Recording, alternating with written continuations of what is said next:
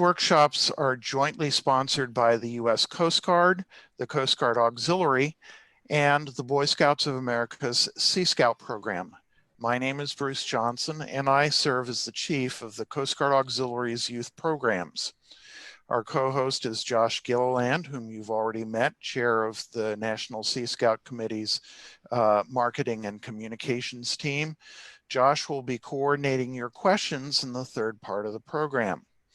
Coast Guard Tech Talks are held on the fourth Tuesday of the month at 2100 Eastern, 2000 Central, 1900 Mountain, and 1800 Pacific time. Each program focuses on a single science, technology, engineering, mathematics, or STEM topic. These topics are chosen to support the Sea Scout Advancement Program. Next month's Tech Talk workshop will be on Rules of the Road, which is requirement 9 of both the ordinary and able ranks. Tonight's topic is engines, which is a level 3 Sea Scout Advancement elective. Our presenter is Coast Guard MK1 Taylor Sweeney. MK1 Sweeney is a 15-year Coast Guard veteran with over 9 years of sea time. He did his Coast Guard basic training at Treysen, Cape May, New Jersey, and has served on the cutter Vashon, the Aspen, and the Resolute. He served as part of the commissioning crew of the Coast Guard cutter Richard Snyder, a new Centennial class fast response boat, home ported in Atlantic Beach, North Carolina. He currently serves as the Assistant Engineering Petty Officer for Coast Guard Station Sand Key in Clearwater, Florida. He reports that after 7 moves all over the country, a wife of 11 years, 3 children, and 2 dogs, the decision to join the Coast Guard was the best decision he could have made for himself. One last thing, we've muted your microphones to make it easier for everyone to hear. If you have any questions, please type them in the chat box or Q&A. And Josh will be monitoring chat and will be able to leave time to answer your questions. So let's welcome Taylor Sweeney. Take it away. Hello, everybody. Tonight we're going to be talking about some internal combustion engines. Kind of a basic run through. We have some nice visuals and a fairly decent breakdown of how those work and the functional components of both.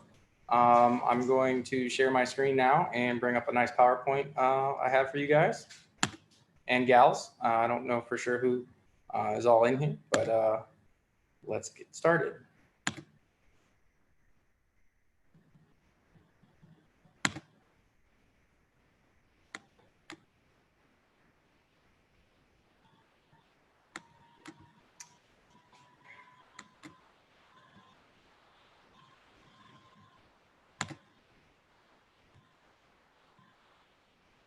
Just bear with me, I'm working on an older laptop, so loading takes a second, but I'm almost there.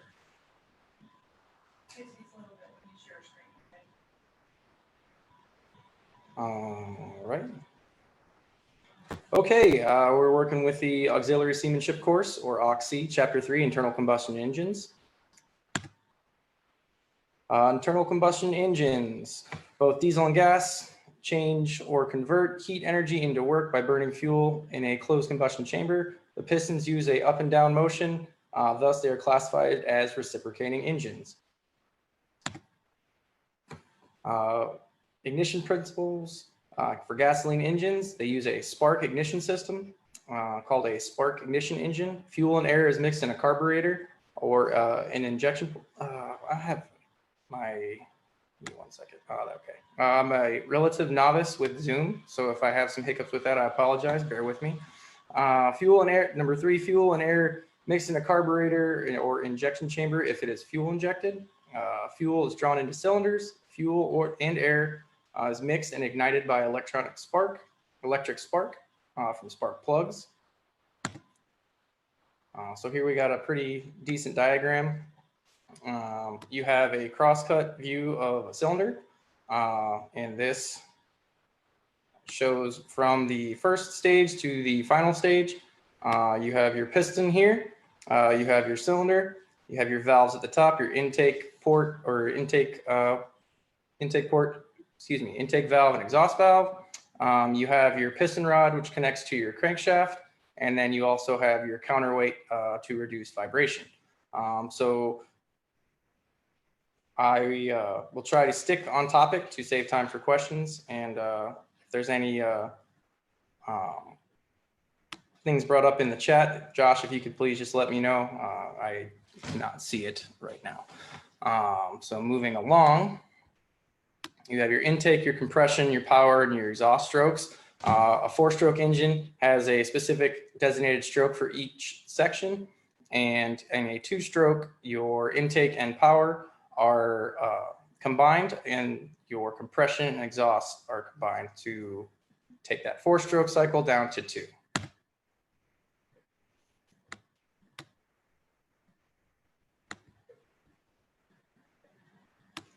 All right, operating cycle. All reciprocating engines have definite operating cycles, either 2 or 4-stroke. As I mentioned before, a stroke is a up or down movement of the piston.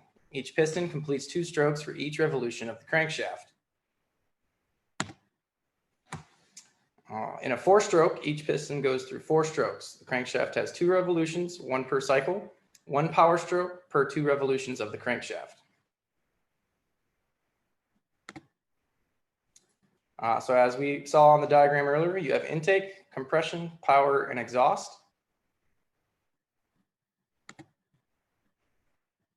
On the intake stroke, the intake valve is open, the exhaust valve is closed. The piston moves down to draw air in through the intake valve. That is oxygen rich, oxygen and fuel rich. And the fuel air mixture is drawn in through the intake valve. So that is designated over here on the left side of your screen. You have your ambient air drawn in from the exterior of the engine into the cylinder through the intake valve port. And the piston will start to move in a downward motion. And because of the tight clearances of the piston within the cylinder, the piston rings, and the sealing properties of the oil will create a suction, which will help mechanically draw air into the cylinder.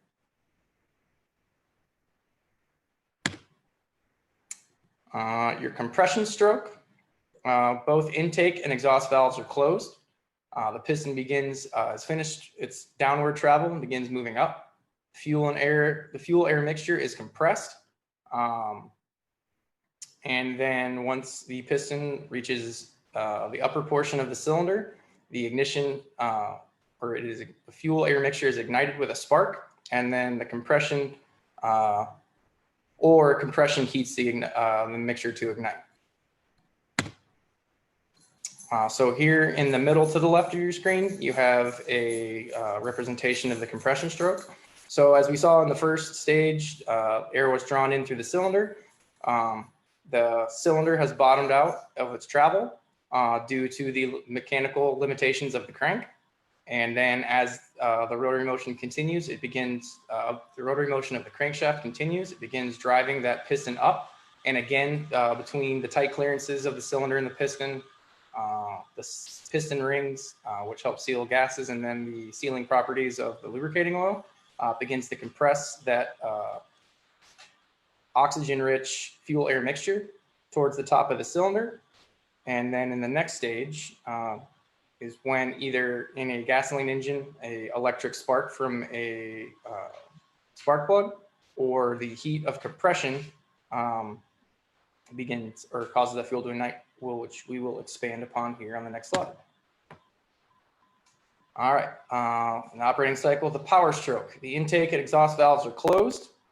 The piston begins to move down as the fuel air mixture begins to combust, and that has a reaction which causes a force that draws the piston down. The crankshaft is continuing to turn, which then the piston has reached the top of its travel and begins to drive down. Power stroke is the only time power is translated to the crankshaft. So back at our diagram here in the center right, you can see the ignition happen as denoted by this little fire spark emblem. So the valves at the top, and I forgot to mention in the last slide, they're closed. That allows that fuel air mixture to be compressed to make the reaction of the ignited fuel air mixture more efficient and powerful. And the crankshaft mechanically has limited the piston's travel towards the top. And because of this rotation of the crankshaft and the ignition of the fuel air mixture and the seals I mentioned that keep the cylinder clearances tight, drive the piston down, thus creating power to the crankshaft. And as was mentioned in the previous slide, this is the only point in the four-step cycle where power is applied to the crankshaft.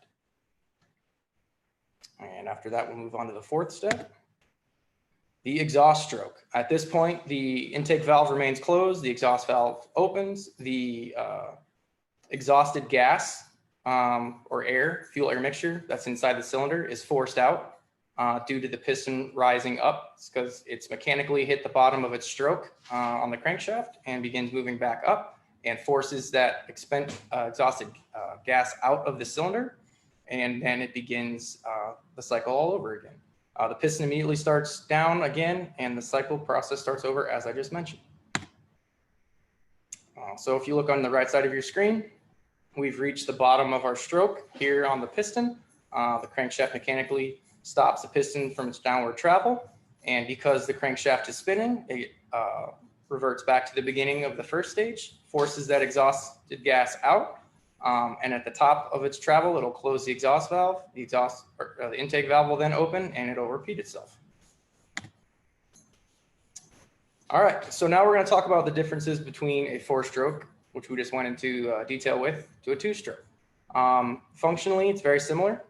It's just condenses the cycle from four strokes to two. This is very prevalent in diesel engines.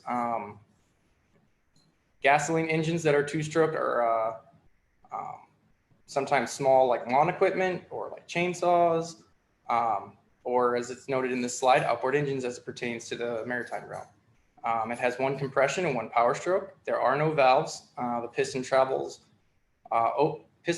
opens the intake and exhaust ports. So as you can see in the differences in this diagram, this is obviously a gasoline two-stroke because of the spark plug noted at the top. You have your exhaust port here to the side. You have your intake port lower on the opposite side. As the piston comes up, it allows intake air and fuel, the oxygen-rich fuel air mixture to come into the cylinder. On the upstroke, and then when it reaches the top of its travel due to the mechanical limitations of the crankshaft and the connecting rod, the fuel air mixture is ignited, causing the power stroke to push it down, and on its way down from the expent gas, the force that drives it down, and that's again the only power stroke where this piston provides power to the crankshaft. The exhausted fuel air mixture that's inside the cylinder escapes through the exhaust port. So the operating cycle of a two-stroke or diesel. One power stroke for each revolution of the crankshaft, twice as many power strokes as in the four-stroke engine. The cylinder has exhaust valves but no intake valve, and air comes through ports in the cylinder wall. Two-stroke diesels give excellent service. And that is really in the modern Coast Guard as far as the maritime side is considered. For the larger boats and even the cutter small boats, one of the primary means of power transmission to our inboard outboards or inboard engines, or as well as our marine jet drives. A fuel injection system or unit injector in common rail. Unit injector cylinder.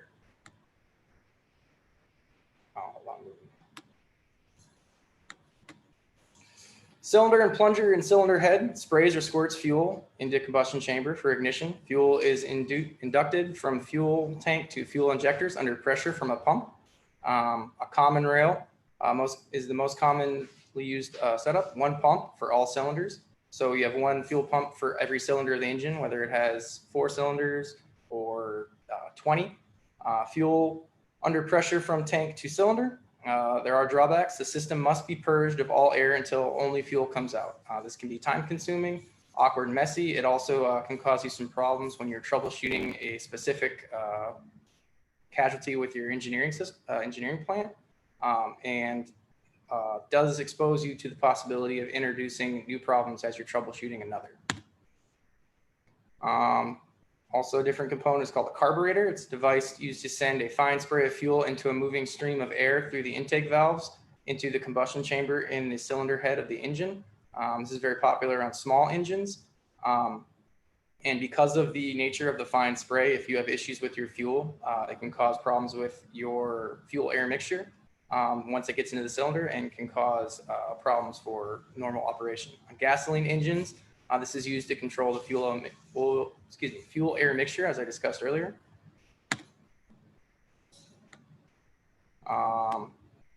For your operating cycle, the different compression ratios. With compression ratio in diesel of about 14:1, cylinder head temperature at 1,000 degrees, this heat ignites the fuel mixture without the spark plug ignition. So that's what we talked about earlier, the heat of compression.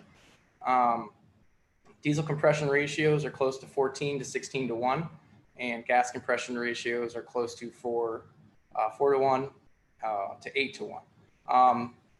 Part of that has to do with the volatility of gasoline versus diesel. The flash point for gasoline is a lot lower than it is diesel. And then also you have the electric ignition from the spark plugs, which requires less compression. Power systems include cylinders, pistons, connecting rods, and crankshaft. Cylinders, pistons, and crankshaft. A piston moves up and down in a cylinder attached to the crankshaft and transmits power to the crankshaft. Cylinders are cast in a single engine block with a hardened sleeve alloy to reduce wear. Crankshaft changes the reciprocating motion of the piston and rods into rotary motion of the crankshaft, which turns your propeller or your jet drive impeller. Here is a disassembled depiction of a crankshaft. You have your connecting rods, which connect the piston to the crank rod. And then you have your piston here. This also important are the piston ring seals. This helps ensure that the gases are contained in the top of the cylinder and don't make it past the piston for efficiency and power transmission. And then the crown on the top of the piston is what bears the brunt of the stress of combustion. And then also you have these counterweights on the crankshaft to help reduce rotary force and limit vibration at the higher RPMs that an internal combustion engine can experience. So the things we just talked about, you have to keep in mind when you're even running at idle in your car, your boat, or whatever engine, are happening a couple hundred to over 1,000 times per minute. And then when you're running at higher RPMs, several thousand revolutions per minute. So having all these in sync and all these little steps we talked about coordinated really will make the difference between a bad day or a good day, either on the road or out on the water. Here is another close-up look of the bottom portion of the connecting rod. This open ring here that I'm circling with my cursor is what actually connects the connecting rod to the crankshaft, which allows the force applied to the piston to turn into rotary motion on the crankshaft, which then gets turned into power on the propeller, or in a car, a wheel, or on some of the more modern Coast Guard boats, a jet drive impeller. This is a depiction of the crank rod with nothing attached to it. You can see there's a bunch of several ports. These little holes are in here on purpose. They are milled throughout the passage, which allow oil to move through. These smooth portions that are shiny are connection points for the connecting rods, and they're often paired with a bearing to take the brunt of the rotational force and wear caused by the operation of an engine. You have your valve and camshaft. Valves are opened by a camshaft, which is driven by a crankshaft. It lets fresh air in, which allows the proper mixture of oxygen and fuel and other gases to allow for combustion and also allows gases, once they've been exhausted, to vacate. A camshaft changes rotary to intermittent reciprocating motion. Air is very important to any type of fire or combustion.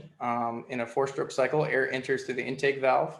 In a 2-stroke cycle, air enters through ports in the cylinder wall. Lubrication with any type of machinery can be the difference between success or failure. It is vital to the health of the engine. Delivers oil to moving parts to assist the engine in cooling and reduction of friction. Engines use a pump and filter to deliver and cleanse the oil to the different components of the engine. There are also different setups to where at the bottom of the connecting rod, there'll be things called tangs, which slap the accumulated oil in the oil pan or sump and allow it to splash around inside the cylinder or the crankshaft housing to provide lubrication. That's more common in smaller engines. When we have the larger sized engines that we use in Coast Guard boats and in the maritime field, a pump is essential. Water and air as far as the cooling system is concerned. So everything we've been talking about, we derive all our power from combustion. Well, combustion is a result of friction or an electric spark igniting gases. So basically you're going to get a lot of heat. I believe it was the first slide. It's talking about taking heat energy into reciprocating motion, turning it into rotary motion, which eventually goes to your propeller or your jet drive impeller. Water in a holding tank, often in the Coast Guard, it'd be similar to coolant in a automobile engine. It's called jacket water because it forms a jacket around the cylinder due to engineered passages on the component. It circulates throughout the engine with a pump and a heat exchanger to draw that heat out of the machinery. By nature, the operation of these pieces of equipment get very hot, so the jacket water or water side is extremely important. The development of that allowed further engineering of this type of equipment, and just a bit of thermodynamics. The reason why it's able to remove that heat is heat always travels from hot to cold. So you have the increased temperature of the combustion, which is obviously hotter than your jacket water. So the heat from that action of friction and combustion in the cylinder will transfer to your jacket water, and then that'll be given away in your heat exchanger. On like the Great Lakes or rivers, freshwater is used, but in the majority of the maritime field, seawater or raw water is used. The main reason we use that as a cooling medium is just the abundance we have available to us while we're operating a boat on the water. In a car or other land-based heat exchanger systems, you'll use air for a similar reason. It's readily available and there's plenty of it. When you're operating a boat, it's very difficult to maintain your structural integrity of your boat and your engine compartment and allow air in there. So it's much more efficient and safer for the operation of the vessel to use water. Freshwater can be used in a self-contained system, and seawater comes straight out of whatever source you have, being it a gulf or a bay or the open ocean. You have different electrical components that have been attached to modern engines. You have generators and alternators. Generators, in my experience, generally power 120 volt systems such as air conditioners and other comfort items. Alternators generally run around a 24 volt system, and they are often used to recharge the vessel's battery, so that way you can continuously use your electronic equipment such as your radar, your chart plotters, your depth sounders, your radios, things that we've really come accustomed to in the modern maritime field. You have cutouts. Cutouts keep the battery from discharging through the alternator and generator at low speeds. One of the most important components of a internal combustion engine is the electric starter. they are what start the cycle of the rotary motion of the engine, and that either 4- or 2-stroke application we discussed. Once you have closed the circuit to begin the rotation of the engine will start supplying fuel, and the engine will get up and running, and then the starter will disengage, and it'll just keep running on its established motion. On some of the bigger ships, because of the size they use and the electrical draw that would cause, pneumatic starters are possible, but those require a separate compressed air system, and that's why they're reserved for bigger engines on bigger ships. Your battery is what will power your electronics as well as your starter. Often you will have one designated for the electronics to help you navigate and communicate. Those are generally referred to as house batteries. And there's a whole separate designated bank of batteries known as your start batteries. And because of the heavy draw that a cold engine or a non-running engine can cause or require, often you will have what's called a parallel function, where you can use both batteries to start the engine, and then once the engine is started, you will disengage that feature, and the start batteries will be put to rest, and the house batteries will control your electronics.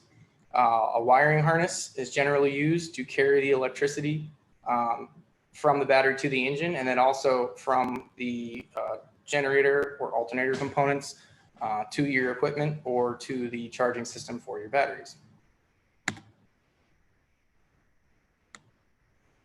In your ignition systems, you have your ignition coil, you have a mechanical breaker, a condenser, a distributor, spark plugs, switch, and wiring.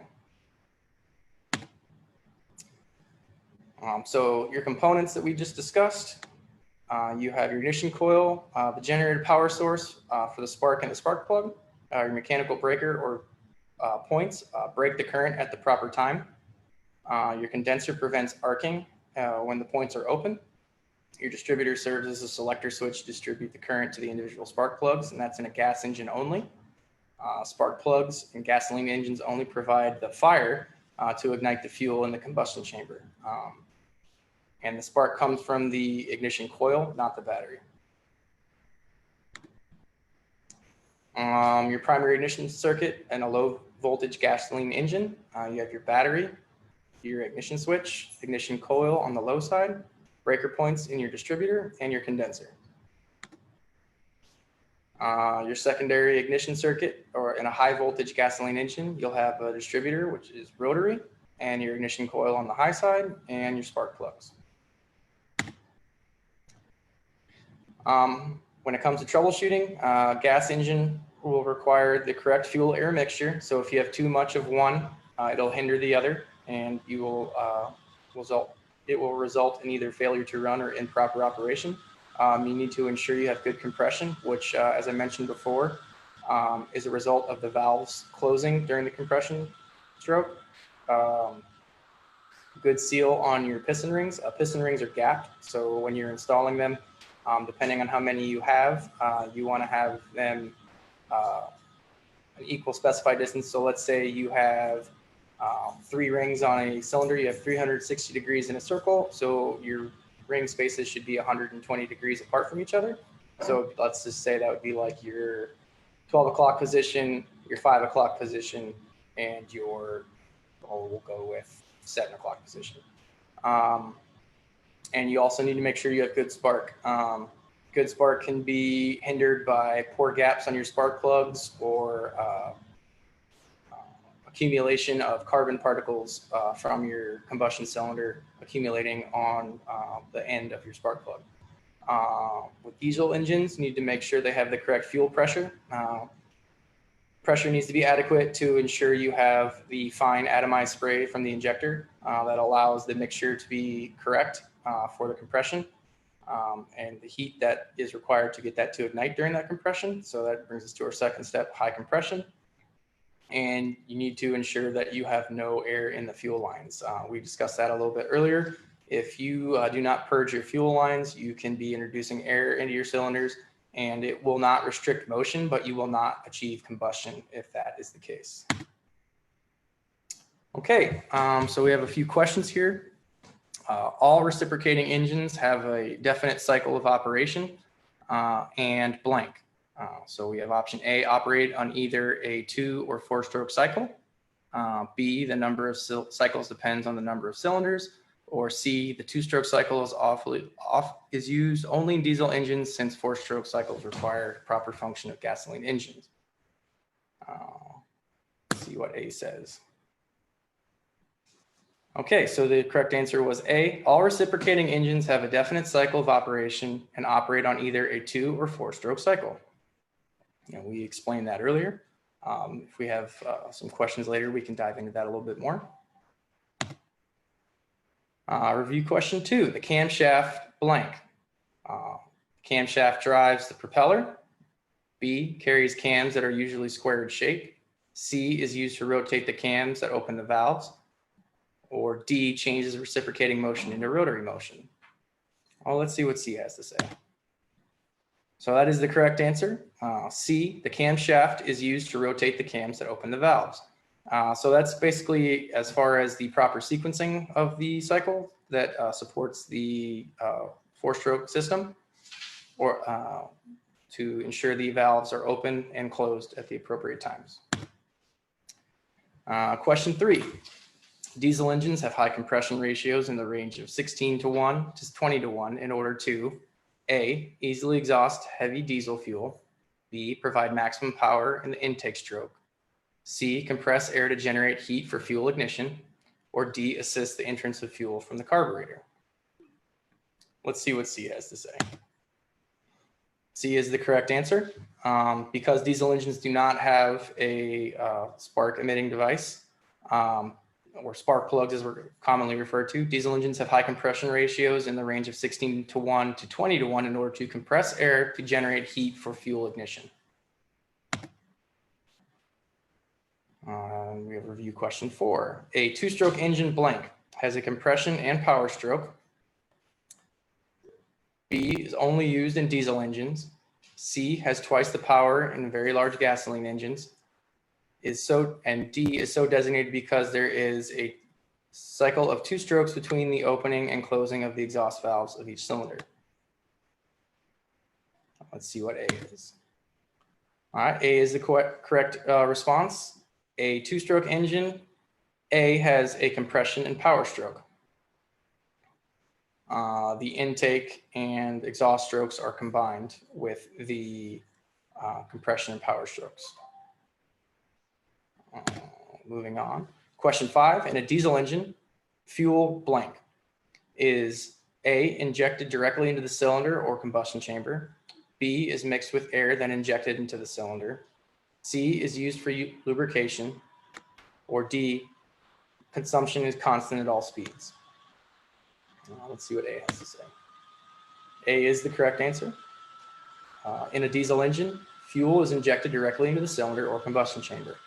And this aids in the process ensuring that you have your good fine atomized mist of fuel to be mixed with intake air to allow for proper compression and ignition in the combustion chamber.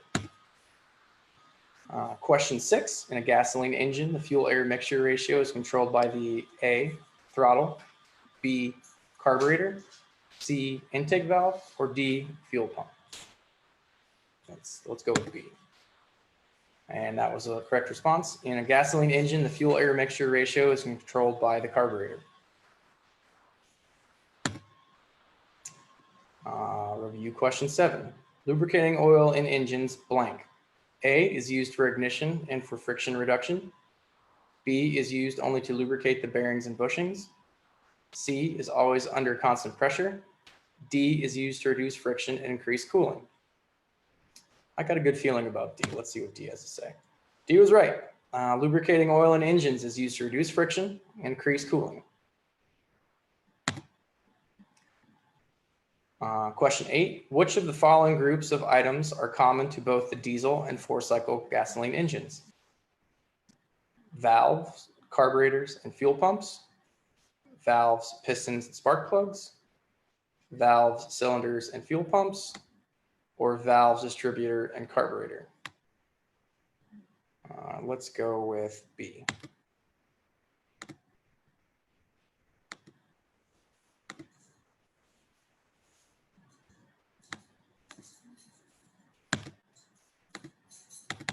Well, I have officially been stumped, ladies and gentlemen. Which of the following groups of items are common to both the diesel and four-cycle gasoline engines? You have C, your valves, cylinders, and fuel pump.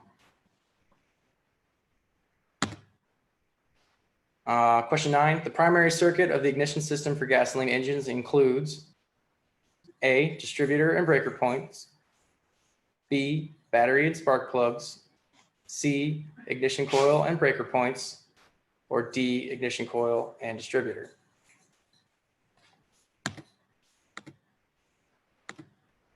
And the answer was C, ignition coil and breaker points. The primary circuit of the ignition system for gasoline engines includes the C, ignition coil and breaker points.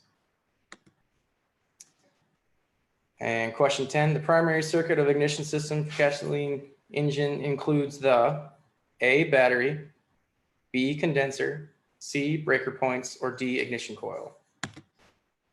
And it looks like I've been able to redeem myself. The correct answer was D, ignition coil. The high voltage that produces the spark and in a spark plug in a gasoline engine is produced by the ignition coil. And that is the end of this PowerPoint for this lesson. I'm gonna get out of here. That was excellent, Taylor, and it brought back many memories of engineering from my youth. So lots of great information. So if anyone has questions, please type them into the Q&A feature, and we will answer them as they come up. I will also be checking on Facebook to see if we have any questions there. So there are, I grew up in the San Francisco Bay Area. I've seen the Aspen many times, so I wonder if we've bumped into each other in past lives. And there's some old Sea Scout boats that have two-stroke generators. And those things scream. They're really loud. Why is that?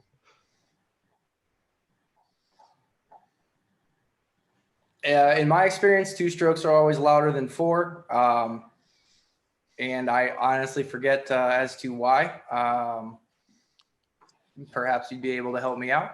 I was not trying to stump you, but oh, gotcha. It's like no one wants a two-stroke engine anymore because they're loud, and places like Lake Tahoe don't permit them. And why would someone prefer a four-stroke engine over a two-stroke engine?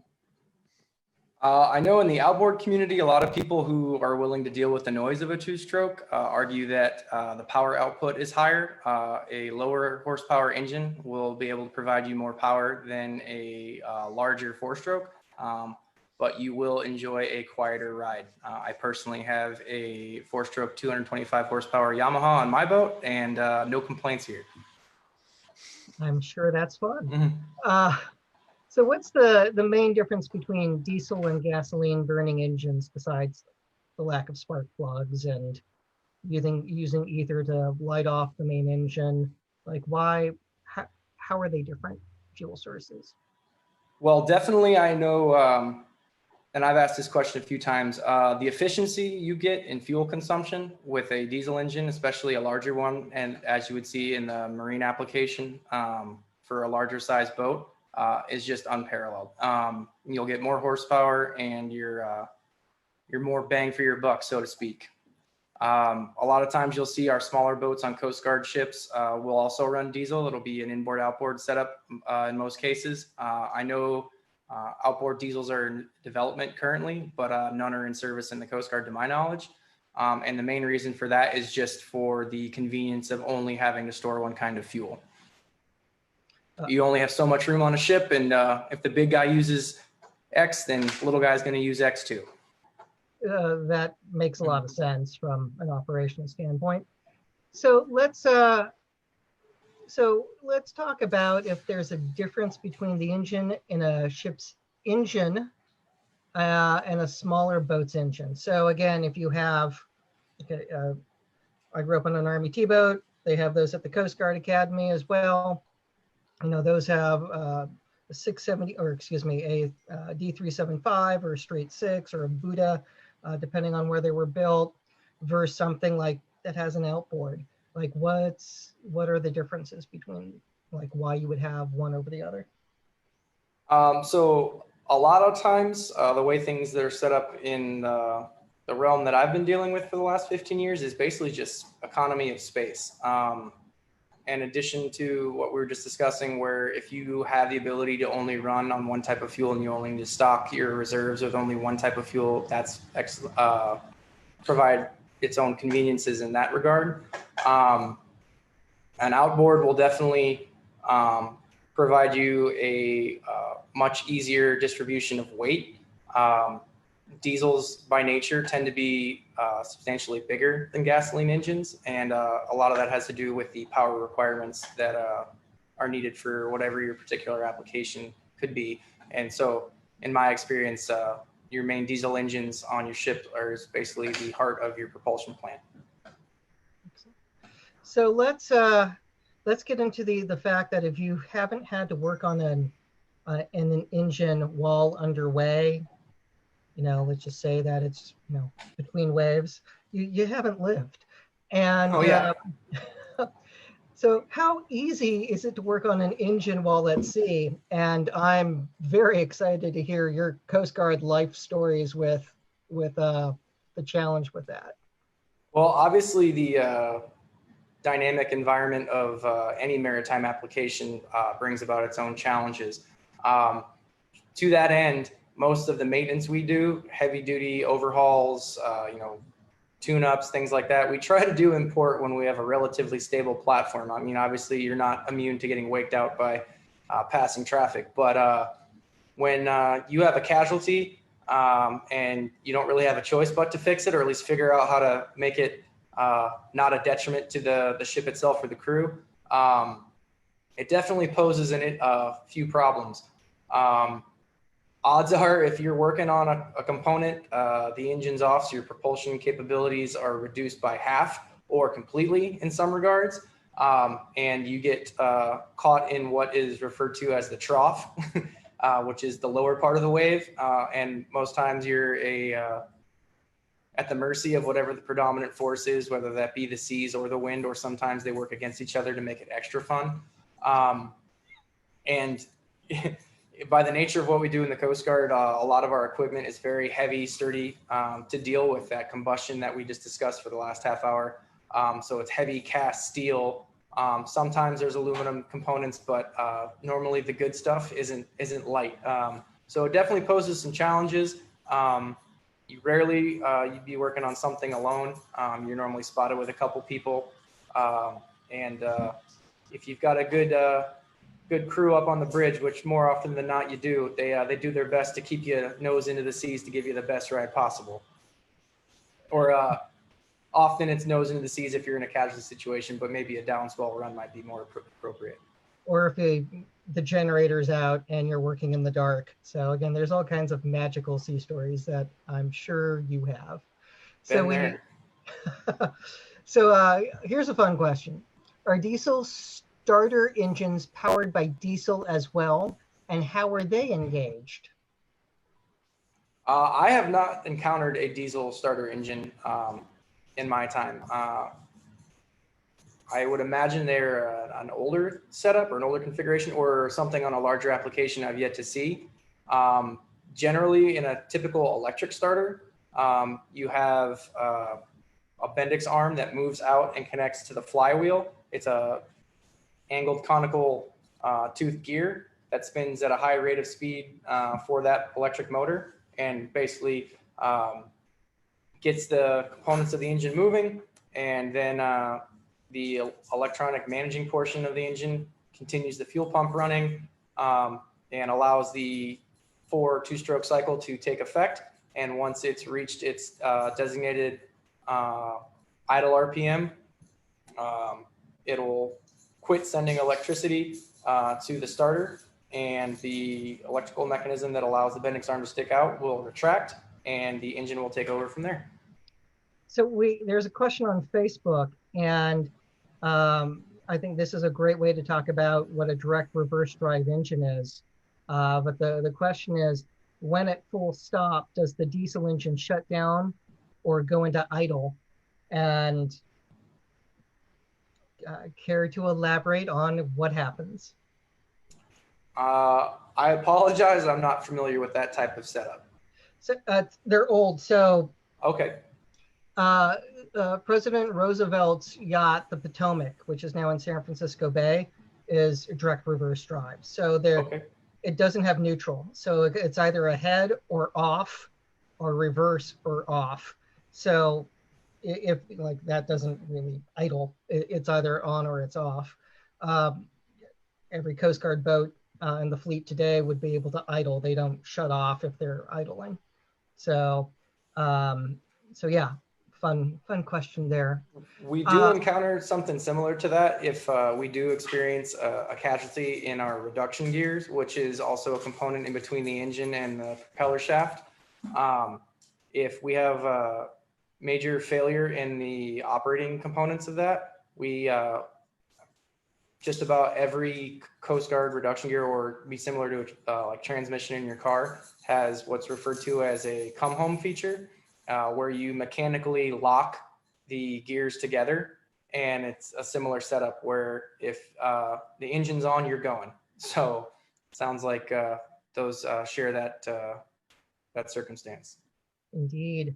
So here's one that many Sea Scout leaders like to acquire parts, the just in case scenario. And it's the question of how much do you carry with you? So at sea, do you carry enough parts to rebuild an engine?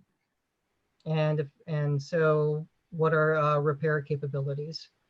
And basically, do you have enough parts to build a second engine or completely rebuild it while underway? So the short answer to that is no. In most cases, the way the Coast Guard is set up is we have the Surface Forces Logistics Center at the Coast Guard Yard in Baltimore.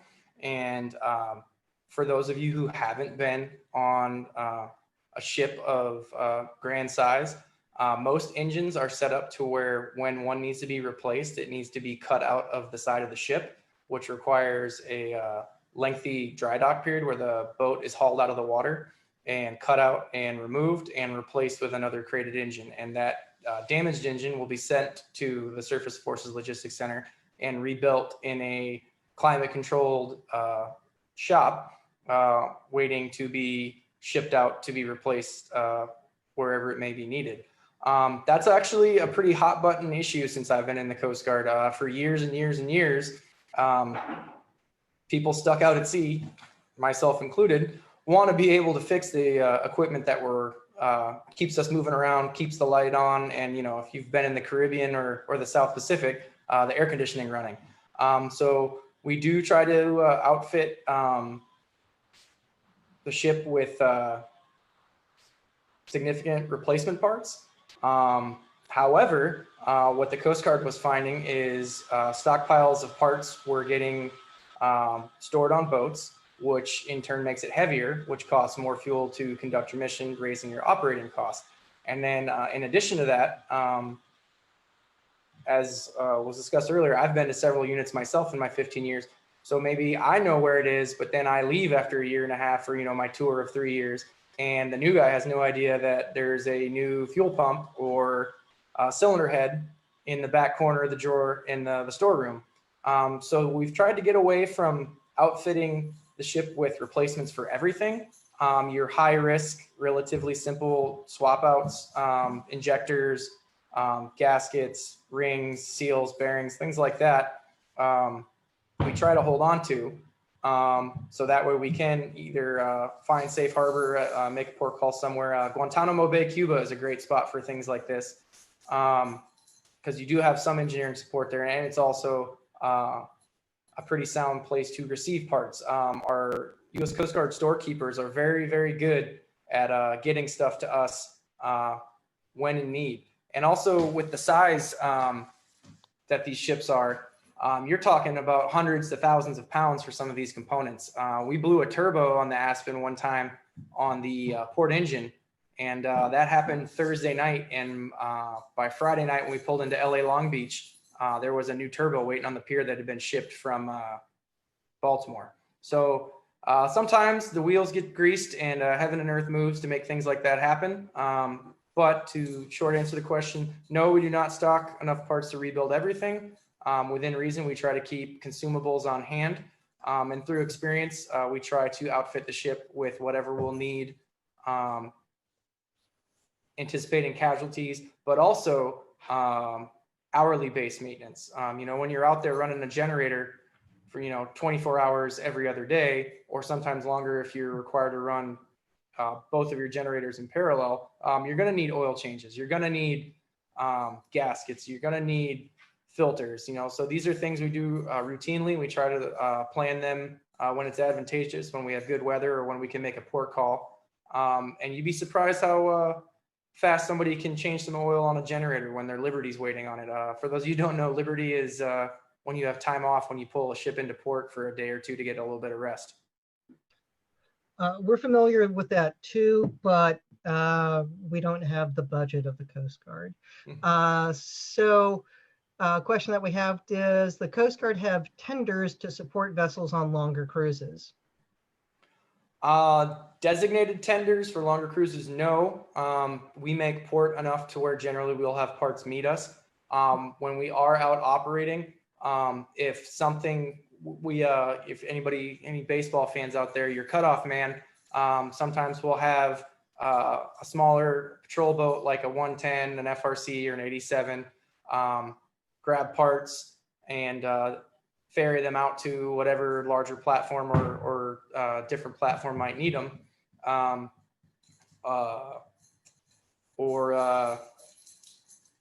Apologize, I lost my train of thought.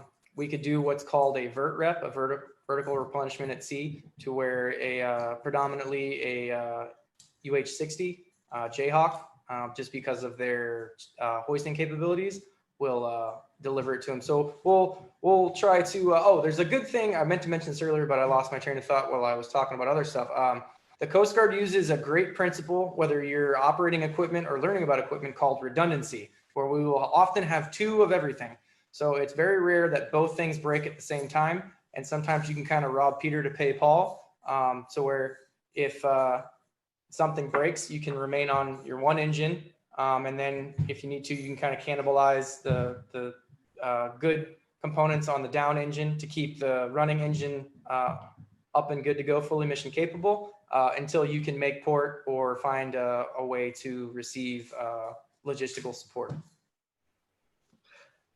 Adventures that we know well, and I'm sure we could do a webinar just with good sea stories about engineering adventures and repairs that people have done over the decades, because there's lots of good stories. So with that, Bruce, do you want to highlight what we have next month, and also if people have topic requests for future webinars? I sure do, Josh. Thanks so much. First of all, thank you very much, Taylor. That was a great presentation, and I know that the Sea Scouts got a lot out of it. Next month's Coast Guard Tech Talks will be on rules of the road, so you may want to study ahead to be prepared for that. And if you have ideas for future topics for Coast Guard Tech Talks, please email me. My email address is bruce.johnson@cgauxnet.us, cgauxnet.us. I've typed that into the chat for those of you who are on Zoom. We would love to make sure that we're providing you with the talks that you're interested in hearing. Thanks so much. So, Josh, I think that's maybe it for this evening. Thank you, Taylor.